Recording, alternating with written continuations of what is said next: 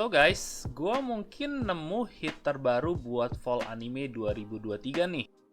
Son of Frieren jujur di beberapa tahun terakhir adalah salah satu manga favorit gua. Jadi di sini gue posisinya sebenarnya agak bias. Tapi ketika gue pertama kali denger ini dapat adaptasi anime, gue sih nggak langsung optimis karena jujur banyak banget judul favorit gua itu yang ketika diadaptasi anime itu hasilnya agak mengecewakan.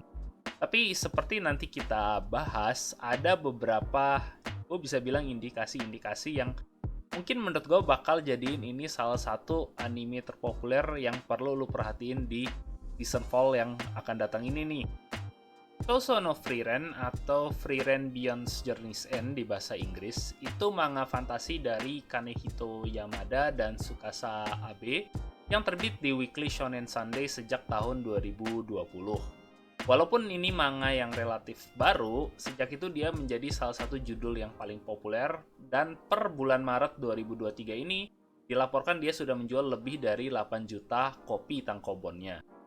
Frieren tuh juga ngeborong banyak banget award nih guys, di antaranya penghargaan terhormat seperti Tezuka Osamu Cultural Award dan Manga Taisho Award ke-14. Dimana di situ dia ngalahin beberapa judul manga kecil lain seperti Spy X Family dan Oshinoko. Jadi lo bisa lihat ketika gue bilang ini manga populer itu bukan suatu understatement. Nah, buat bagian berikut ini minor spoiler alert bagi kalian yang nggak mau tahu sama sekali tentang plot dari Frieren. Setting cerita Frieren itu aslinya cukup standar kalau lu udah sering baca banyak manga fantasi Jepang. Ada sebuah Demon King yang ngancam dunia, kemudian tentu ada kelompok-kelompok hero yang dikumpulkan untuk mengalahkan dia. Yang ngebikin beda, tapi cerita ini malah dibuka ketika Demon King ini baru dikalahkan, dan hero party kita kembali ke negara asalnya untuk disambut atas kemenangan mereka. Di sini kita diperkenalkan dari para party pahlawan ini, yang terdiri tentu dari sang hero-nya sendiri Himmel, si Dwarf Warrior Aizen, Priest Hater, dan tentu MC dan protagonis kita, Elf Mage Frieren. Pada festival merayakan kemenangan mereka, keempat teman merenungkan kembali perjalanan 10 tahun terakhir. Mengingat momen-momen lucu dan juga kesusahan yang mereka hadapi selama perjalanan. Himmel termakan suasana mengungkapkan betapa senangnya dia bisa mengenal dan berpetualangan bersama mereka semua. Seperti menyambut era perdamaian baru, sebuah meteor shower menghujani malam perayaan. Dan keempat teman mengagumi pemandangan ini bersama-sama. Frieren di tengah ini mengatakan bahwa dia tahu tempat lebih bagus untuk menonton meteor shower. Dan dia bilang akan mengajak teman-temannya untuk menonton kembali ketika meteor shower kembali dalam 50 tahun. Mendengar ini, Himmel hanya tertawa kecil dan mengesampingkan Frieren ketika sang elf penasaran dengan tanggapannya itu. Selesai perayaan, Frieren memutuskan berkelana sendiri untuk memperdalam pengetahuan magicnya. Tapi dia berjanji kepada teman-temannya untuk kembali bertemu agar dapat menonton lagi meteor shower bersama-sama. Seiring waktu, Frieren menjelajahi kontinen sendiri dan terlibat dengan berbagai petualangan kecil. Ketika dia kembali, Frieren tapi kaget untuk menemukan bahwa Himmel, sang hero dan pemimpin party karismatik yang mengalahkan Demon King, sekarang telah menjadi kakek-kakek tua. Keempat teman yang bertemu kembali tapi tetap menepati janji mereka dan pergi berpetualangan untuk terakhir kali agar dapat menonton meteor shower bersama-sama. Di tengah petualangan ini, Himmel kembali menyatakan betapa senangnya dia bisa mengenal semua teman-temannya. Sebelum tidak lama setelah itu meninggal dunia. Pada pemakaman Himmel, Frieren yang tadinya menunjukkan ekspresi dingin tiba-tiba pecah menangis. Walau dia sadar betapa pendeknya umur manusia, Frieren berpikir dia masih memiliki lebih banyak waktu bersama Himmel. Elf di dunia ini merupakan ras dengan umur yang sangat panjang, yang dapat mencapai umur ratusan hingga ribuan tahun. Bagi Himmel, 10 tahun di mana mereka berpetualang dan berperang merupakan kenangan yang sangat berharga. Tetapi bagi Frieren, ini adalah waktu singkat yang dia sesali tidak digunakan untuk mengenal temannya lebih jauh. Dan sekarang, oh my god, perlu gue tekanin kalau ini semua cuma chapter pertama dari manganya. Yap, bakal jadi manga yang berat. Dengan pengecualian mungkin To Your Eternity, jarang banget ada manga yang ngebuat gue sesedih dan sesemangat ini buat lanjutin baca ceritanya lewat satu chapter doang. Karena yes, opening chapter sejauh ini cuma sumber motivasi yang masuk ke cerita utama Frieren. Dimana setelah terpengaruh kematian Himmel, sekali lagi dia memutusin untuk melanjutin perjalanannya. Kali ini tapi seperti dia bilang, untuk mengetahui lebih banyak mengenai manusia. Dan ini dimana judul Beyond's Journey's End-nya masuk kembali. Karena walau setting awal Demon King versus Hero, mayoritas manga ini berisi adventure-adventure random. Kadang itu quest cari bunga langka di hutan, lain kali mungkin ngebersihin runtuhan kapal di desa pesisir. Tentu kadang-kadang masih dapat adventure yang lebih battle-oriented, kayak ngalahin naga atau pasukan Demon King yang tersisa. Dan di sini kita bisa lihat betapa OP-nya Frieren sebagai anggota party yang ngalahin Demon King. Tapi menurut gue, ceritanya tuh lebih sering kerasa kayak slice of life dibandingin battle manga. Buat gue, ngebaca Frieren itu kayak main karakter max level di RPG yang lu pake buat ngalahin final boss. Sekarang lu pake untuk nyelesain side quest ngumpulin domba petani yang kabur. Walau ini mungkin kesannya boring, strong point dari Frieren menurut gue itu bagaimana dia bisa ngubah momen-momen simple ini jadi adegan yang nyentuh hati. Sebagai contoh, di salah satu chapter awal, Frieren ngambil quest dari nenek tua untuk ngebersihin patung dari Hero Himmel yang sudah tidak terawat di desanya. Sang nenek ngejelasin betapa mereka berhutang budi kepada sang hero yang menyelamatkan desa mereka dari ancaman monster di masa lalu.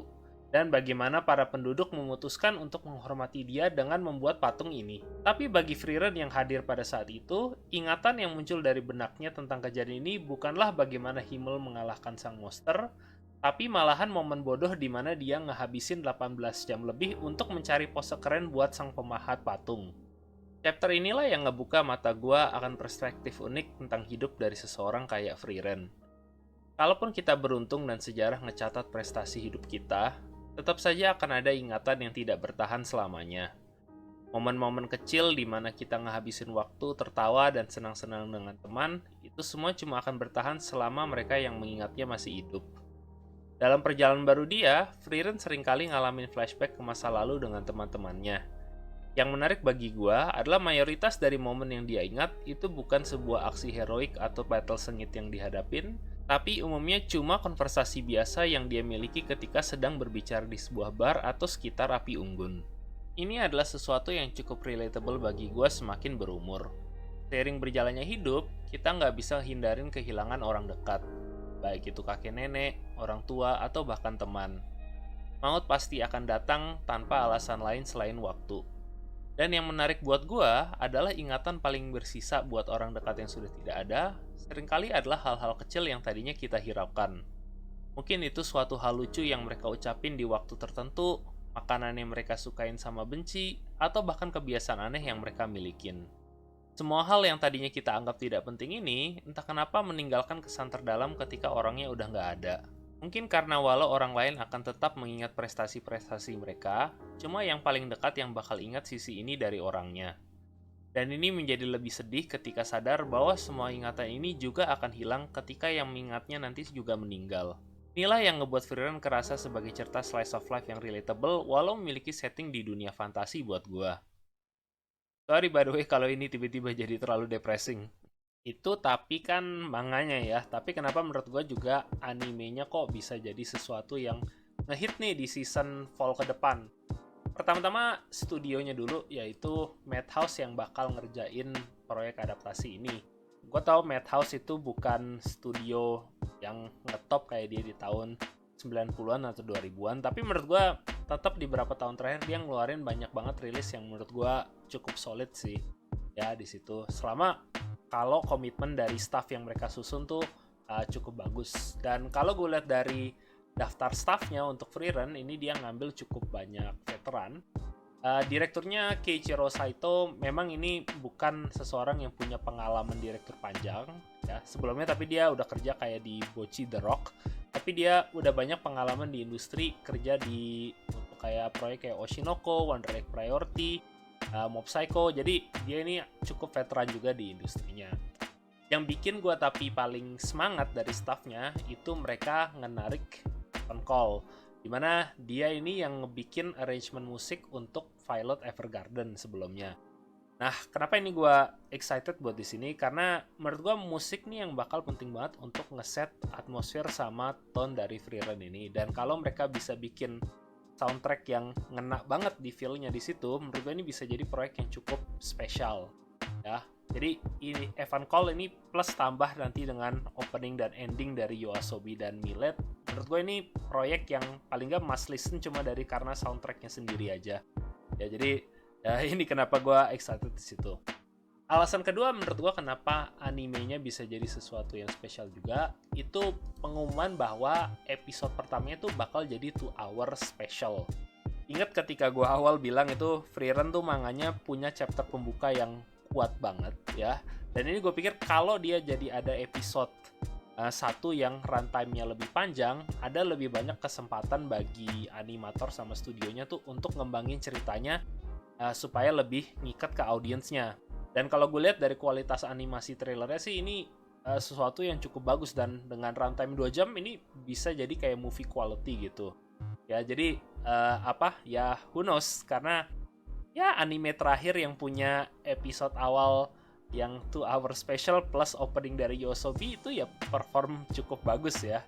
Jadi ini kenapa menurut gue Frieren ini bisa jadi suatu proyek yang cukup spesial. Tapi ya anyway guys, itu sih pendapat gue aja. Bagaimana menurut lo? Apa lo bakal ngecek out Frieren ini ketika keluar di 29 September 2023? Kasih pendapat lo di komen di bawah, dan hey, kalau lo suka ke video ini mungkin bisa kasihin gue like sama subscribe juga kepada channelnya, karena itu ngebantu gue banget. Anyway guys, thank you for listening dan sampai ketemu lagi next time.